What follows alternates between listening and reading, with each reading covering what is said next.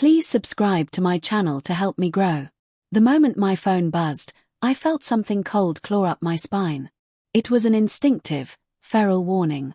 I glanced at the screen and saw a message from my husband's number, but it wasn't him texting. It was her. My coworker, my friend, the woman I had trusted far more than I should have. Going on a trip with your boss. Leaving in 10. Wish me luck. I reread the words, my pulse slamming in my ears. For a moment I couldn't breathe. My husband was asleep in the next room.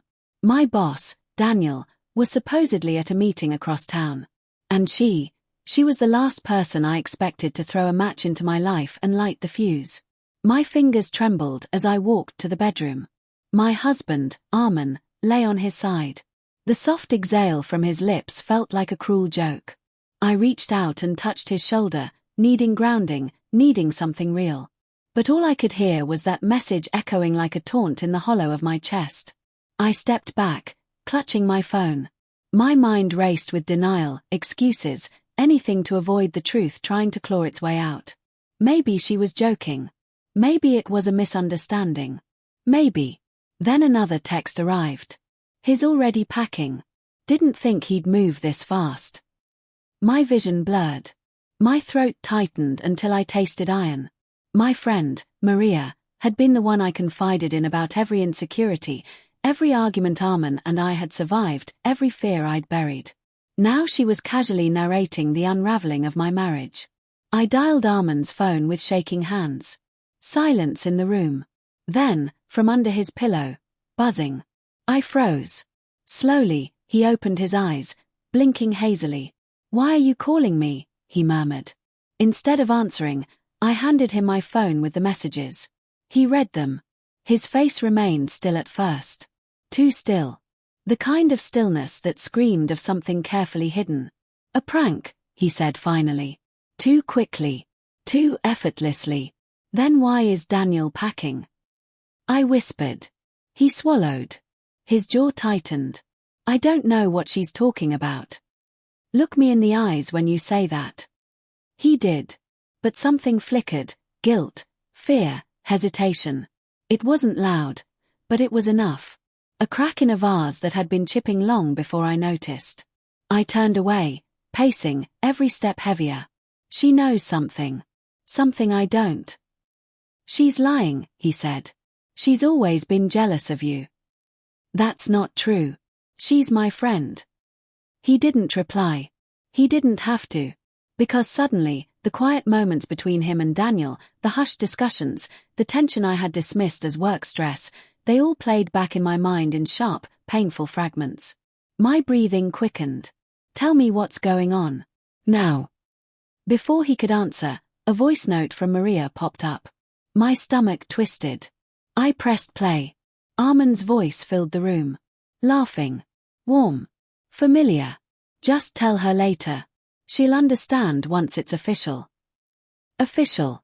The word detonated inside me. I stared at him as if seeing a stranger. Official. "What's official, Armin?" He stood, running a hand through his hair, pacing now too. "I wasn't going to tell you like this." "So you were going to tell me?" He exhaled shakily. "Daniel offered me a position overseas. A big one." He said he wanted me on his team. Maria was helping coordinate some of the logistics. "And you didn't think to include me in the conversation?" "It wasn't finalized." "But you already planned a trip with my coworker behind my back." His silence was confirmation.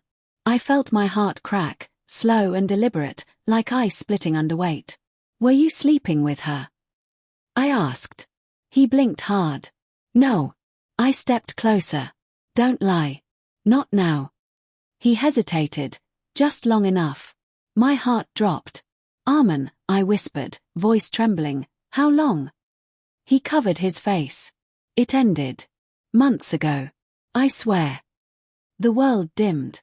My knees weakened. "And now you're running away with my boss." "It's not like that." I let out a broken laugh. "Everything is not like that with you until it's exactly like that." Before either of us could speak again, the doorbell rang. My blood froze. Through the peephole, I saw Daniel, my boss, standing with luggage. Behind him, Maria leaned against the wall, arms crossed, eyes cold. Armand stepped toward the door. I grabbed his arm. "I want to hear it from them," I said. "All of it." He opened the door slowly. Daniel spoke first. "We need to leave. The flight is in 2 hours." Maria smirked. "Told her already." She needed to know. The betrayal wasn't loud. It was quiet, deliberate, intimate. It was the kind of betrayal that came from people you trusted enough to hand them the blade they later used. I felt something inside me shift. A strange calm washed over my trembling heart. "You're all perfect for each other," I said, voice steady. "But I won't be destroyed by any of you." Armand stepped toward me. "Please. Don't do this." "You already did." And for the first time in a long time, I chose myself. I walked to the bedroom, packed my things in silence, and left before the weight of what they'd done crushed me entirely. As I stepped outside, the air felt sharper, cleaner. My hand still shook, but my spirit felt lighter. They had created the chaos. I would create the aftermath.